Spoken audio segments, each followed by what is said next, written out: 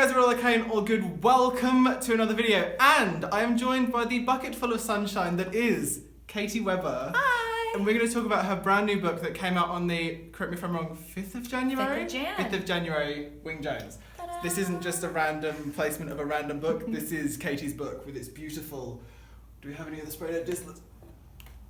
Gradient sprayed edges.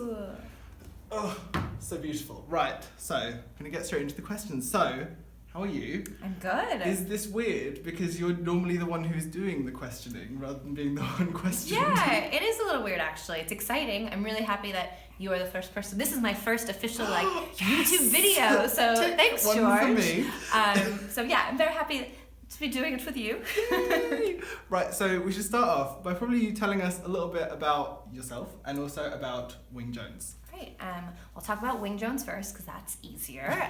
So Wing Jones is a YA novel published by Walker, as George said, out on January 5th. It's set in the 90s in Atlanta, and it's about a girl named Wing Jones, and her older brother is a high school football star, American football, and something happens that's his fault, and he kind of falls from glory. And then Wing, trying to deal with what's happening with her family, she starts running at night, and it turns out that she's a really talented runner. And kind of she has to discover stuff about herself, about her family, about her brother.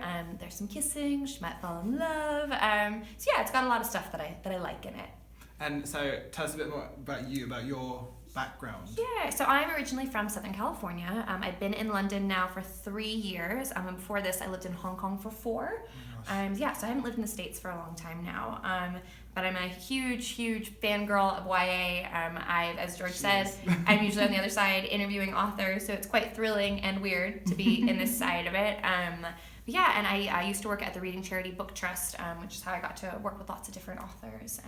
Yeah, it's all good things. So you've told us a little bit about it. So where did the idea for Wing Jones come from, and how quickly, did it take to go from conception, that first initial spark of an idea, to where we are now? The beautiful finished book. The beautiful thing so sitting on the shelf. I have to give a shout out to Maria at Walker, who did had the design idea, and Luke Lucas, who did the illustration and typography, because they're both very talented. Really talented. Yeah. It's absolutely stunning. So the idea, I actually wrote Wing, the first 50,000 words of Wing, during NaNoWriMo 2014. Wow. So I'd written 2 manuscripts before that, which I had tried to send out to agents and not gotten that much interest, but I kept writing. And I think because Wing is about a runner, there was something about writing a lot of it quite quickly that flowed really nicely. And then I put it away for December, worked on it in Jan and Feb, and started querying it seriously in March. And it felt like it was a book that I always should have been working on. I got a lot of interest very quickly, including from Claire Wilson at RCW, who is now my very fabulous agent. So yeah, that was kind of where the process behind it. The idea to write about a runner. So I ran in high school track and cross country. Okay, so see, yeah. I was wondering whether the running thing was something that you'd taken from personal experience. Yeah, I was not extremely fast, but I did enjoy it, and I made a lot of really good friends on the track team. And I used to. In California, we used to go drive to my grandparents' house or drive over to Arizona, and I used to look out the window and imagine being like, what if I was like as fast as this car? It's just like silly stuff. And actually the initial draft that I wrote of Wing during Nano had a little bit more actual magic in it, where Wing did become magically very fast. Okay. But before we sent it to publishers, Claire Wilson said, you know what, I think we should tone that down and just have her be, you know, she is talented, but it's, you know, a natural talent instead of kind of a magical thing. So definitely a bit of wish fulfillment writing about a runner. So so obviously you got your agent in Claire, yeah. hotshot agent Claire Wilson, and we love Claire. We She's do. The best. And I know that everyone's path to publication is very different. So yeah. What was yours like once you got the agent? Sure. Well, I do want to say, before I got the agent, I'm one of those authors who had, sometimes you look at, especially if you're an aspiring writer, you look at it and you're like, oh my gosh, these people have it so easy. On those first 2 manuscripts, I had over 100 rejections on those. God. Yeah, so it was a lot. They were not. I'm really happy though that those books didn't go anywhere, and they're definitely going to stay. Desk drawer books that, people are like, would you rewrite those? I'm like, no, there was a reason nobody wanted them. And then, yeah, things moved quite quickly, actually. We sent it out to, a lot of really great publishers in the UK, and Walker was actually the first one to offer. They offered within 2 days. That isn't why I went with them, but it was amazing and really thrilling, because I don't know if the viewers watching know how kind of when when you go on submission works, but once one publisher indicates interest, your agent is able to go back to all other publishers and say, put a timeline on it, which is quite nice because then it means you're not kind of on submission forever. So I think Claire gave everyone else 2 weeks to say if they were interested, and I ended up with 9 interested publishers. It was really exciting, and because I'm based here, I got to go around and like meet all of them, and they like did really nice things. So it was really surreal, and they were all, honestly, it sounds cheesy, but it was a really, really tough decision. Like, we're really lucky here in the UK to have such great publishers, and every editor I met with was amazing. It was really interesting to hear what they would have done with the book. But I knew that Walker was the right fit for it, so that was really, really exciting. And then in the US, what actually happened was a preempt, which again, if people aren't aware what a preempt is where a publisher will say, we really want this, we're gonna possibly pay a little bit more for it to take it off the table. You know, that's explaining a preempt properly? Yeah, absolutely. And so that was all a really exciting 2 weeks, and then it was Yalk, and I was like, I love books, I love YA. Yeah. So that was, it went from going kind of, because I started writing seriously in 2011, so it felt like a long time, and then everything happened very, very quickly, in publishing timeline anyway. So for you, obviously once the book got picked up by Walker, what was the editing process like for you? Yeah. So when in the US, when they said they wanted to buy it, they understood that Walker would be my kind of lead publisher because I live here. But my editor there, Kate Sullivan at Delacorte, which is part of Random House, she said, I really want to be involved as well. So Kate and Annalie Granger, who's my editor here at Walker, actually worked quite closely together. Okay. So I would only ever receive one set of notes, but they would, so when I sent them a draft, they would both read it, go away, and then talk. I don't know what the discussions were. And then I would see one shared set of notes and feedback. In a way, it was really, really nice because it was great to get multiple kind of perspectives. But also, if I ever disagreed with anything, I felt like I was going up against kind of like both of them. But they're both brilliant editors. So my editorial process was a lot of work, but went really smoothly. I really, we agreed on a lot. I feel like they made the book so much stronger. So that was it was a positive experience overall. I think I found copy edits hard because copy editors are very detail oriented and would say things like, is this meant to be a joke? Question mark. I was like, yes, it is a joke, sorry. Or like calling you out on little details. Yeah, just because you didn't think it was funny, sorry. So no, it was a positive experience, just a lot of work. And you end up reading the book so many times. So many. So in that time, I imagine you've learned to love Wing as much as everyone who's reading it at the moment is. She is an absolute sweetheart, and she's kind and lovable, and she's a little bit misguided at times, but that's kind of what makes her so real in a way. Where did she come from? So Wing, thank you, and I love Wing, so I'm happy you said that. It's weird now, because especially because, like I said, I did the first draft in 2014. It feels like quite separate from me now in a way that's actually really nice. It's great when people say nice things about it, but I don't necessarily feel that. I mean, I feel connected to it, but I also feel like kind of a bit of a distance from it. I'm like, hey, I wrote this book. That's crazy. So thinking back where Wing came from, I knew I wanted to set the book in Atlanta. I'd lived in Atlanta for a year. My husband Kevin, who if you follow me on Twitter, I'm sure you hear me talking about, he grew up in Atlanta, and his family's Chinese heritage, and I was really interested in kind of that combination of like Southern culture and kind of a bit of Chinese culture, and Wing really came to me very fully formed. Like I said, I knew that she was going to have some Asian influence, and then I knew I wanted her also to have African American influence.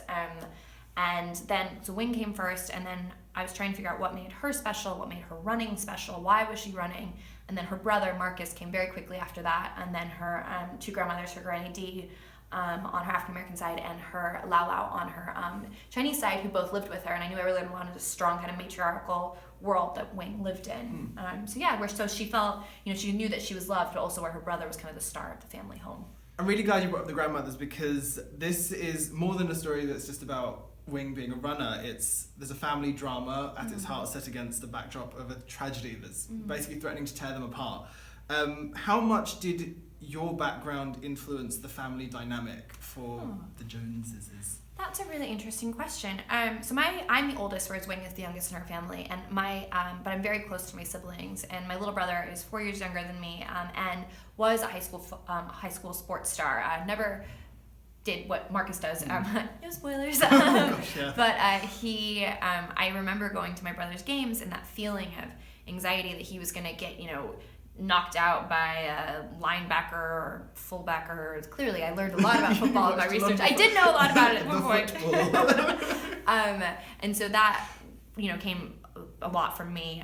And actually, one of the first scenes I ever wrote is chapter 2, which opens at a high school football game where Wing is watching Marcus play, and she's with her mom and her grandmothers, and they're all so anxious and nervous. And I kind of wanted to capture that whole thing, how people feel, if you're watching any sports game, whether it's here in the States, you feel like it's a sense of personal achievement if your team does well. And I was like, that's got, it's even more implied if it's someone, if it's your brother or your friend or your boyfriend. So that kind of aspect of it came from there. The grandmothers, I didn't grow up with living with my grandmothers, but I was very close to both my mom's dad, or excuse me, my mom's dad as well, my mom's mom and my dad's mom. So I grew up with a lot of their influence in my life. And one of them passed away when I was 16, but she was an extremely strong woman. So I definitely had strong kind of female role models in my life growing up. So this is a question that we can cut if you think it's too spoilery. That's all right. So magical realism. Yeah, not too spoilery. Cool. Plays a big part in the story. Yeah. I think it's fair to say it's not a spoiler that Wing has 2 spirit guides. Yeah. In a lot of ways, this actually sets it apart from a lot of contemporary YA, which is something I really like. And so can you tell us a little bit more about the influences behind those guides and what made you decide to do it? Yeah, I think it's interesting that you'd say spirit guides. I didn't really specify, and so in the book, Wing has and they're introduced in the first chapter, so again, not too spoilery. Wing has a dragon and a lioness who kind of come to her, and they do kind of guide her through harder times. They kind of appear when things are going really wrong or when she needs a little bit of help. I left it sort of ambiguous of what they really were. Some people have read them very much as spirit guides. Some people have read them as kind of manifestations of her grandmothers and meant to represent her grandmothers and her kind of multiple cultures. No, exactly. And I really wanted it to leave it open. I kind of actually wrote them more as kind of her, imaginary best friends that she has. That kind of, I had a really overactive imagination as a child, and I would have loved to have had kind of these creatures that appeared to me, when I needed them, right? I know. Some of the feedback I've gotten, especially from slightly younger readers, has been how much they love the dragon and the lion, which has been really nice. But I love magical realism. It's one of my favorite things to read. And like I said, in the earlier draft of Wing, there was more actual magic in it, like the dragon bit Wing and made her very fast. But then wisely, someone was like, that makes no sense. But I wanted to keep that element in there, very much so. So yeah, that's kind of where they came from. I think especially because at the beginning she doesn't have a whole lot of friends or support. It's almost her way of learning to support herself kind of through kind of her imagination, but also, is it a bit magical realism? I don't know. I wanted to leave that very vague. So Wing Jones has been birthed and is currently running around all good bookshops and across the internet. If you could see my Twitter timeline, if you could see it, there's a lot of shoes. There's a lot of shoes on it, and it's very pink and purple right now. But I must ask the question of book 2. 1, how goes it? Yeah. And 2, what, if anything, can you tell us about it? Good question. And also, just off of what George said, a lot of Wing Jones on Twitter. Thank you to everyone who tweets about it and posts pictures of it. It makes me so happy. So thank you for that. And there's the photo tour as well. Yeah. That was a really fun idea. I've been enjoying watching those actually. Thanks. I'll credit to Rosie Crawley, my publicist, had the idea for that. I know everyone's gonna be like, we're so sick of the shoes and of your face. But book 2. So one of the best pieces of advice I got from some authors, from some publishers, was to get as much as book 2 done before Wing came out as I could. Just because they were like, you're going to be less in your head that way. You're not going to have so much, you're not going to be actively getting feedback from readers quite then. And, you also want to be able to focus on Wing when it comes out. And that was such good advice. So I actually delivered a draft of my second book, which currently does not have a title. The main character's name is Reiko. She's half Japanese. And so, unfortunately, I've been told I cannot just call the book Reiko Smith-Mori, like this is Wing Jones. Well, you can and you can't. Yeah, exactly. That's what I'll be calling it, probably. But I delivered that midway last year, and then I'm currently doing my second round of structural edits with my editors. My editor, Annalie, who originally bought Wing Jones, is on maternity leave right now with her very beautiful baby.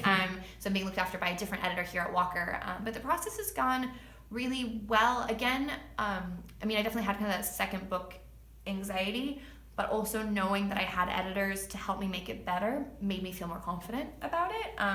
Whereas when you're writing, you don't have an agent or you don't have a publisher yet, it just feels like it can feel quite alone, especially if you don't have writing buddies or critique partners, which I highly recommend for anyone who is kind of starting that journey, to have people that you share your work with. So yeah, the book is very different from Wing. Reiko is a very different character, but hopefully if you liked Wing, you'll like Reiko. There's also a slight touch of magical realism. It's a breakup novel set in Palm Springs, California, so a lot about the desert and the desert at night. My grandparents lived in Palm Springs, so I spent a lot of my childhood there, and I just find it very evocative. I actually got married there, so yeah, a lot of love for Palm Springs. I think maybe when I was writing the book, I was like, had a lot of Palm Springs in my head, so I was like, I will set the book in Palm Springs. I'll stay there a bit longer in my brain. Yeah, exactly. Yeah, I hope that. Sorry, that was kind of a rambly answer. No, that was exactly what I wanted to hear. And finally, and I ask this question every time I interview someone because the answers are so varied, and obviously every writing tip ever always needs to be taken with a pinch of salt because everyone works differently. But for any budding writers who are watching, because I know a few watch, what would be your best piece of advice to give to them? It's kind of a two-part answer. That kind of sounds cheesy, but honestly, don't give up, and the time will be right. Like I said, I had books that I was working on earlier where, I would have given anything to be published right then, and, but publishing it takes a long time, and I'm so grateful that my book has come out now, and I have the support system I have. When I was, I actually first started querying when I was living in Hong Kong, and I can't imagine what a different experience I would have had. Obviously you can write from anywhere in the world, but it's so nice to feel such a part of the UKYA community here. So yeah, don't give up. Don't doubt that things happen for a reason, but it's kind of true, I think, especially in publishing, and also know how much is out of your control. Like if you write the best book about, I don't know, a moon princess, but just yesterday, George, you work in editorial, just yesterday George has acquired an amazing book about a moon princess, and he's like, no. And say, I'm an editor, and I just really hate moon princesses. Like, that has nothing to do about your book. Like, just know that it's such a combination of, like, not giving up and really working hard, and also luck plays into it as well. So much luck and timing. Timing is huge. And read a lot. I mean, everyone says that. So I gave you 4 pieces of advice. Four pieces of advice for the price of one. Yay. Oh. And that's it. Thank you so much for being on my channel. This is fun. This is so much fun. I'm going to give George a hug. Yes! Yay! Thank you. I'm going to leave all of Katie's social media stuff in the description box below, so you can go and follow her in all of the places. I love all of your faces, and I will speak to you soon. Bye. Bye.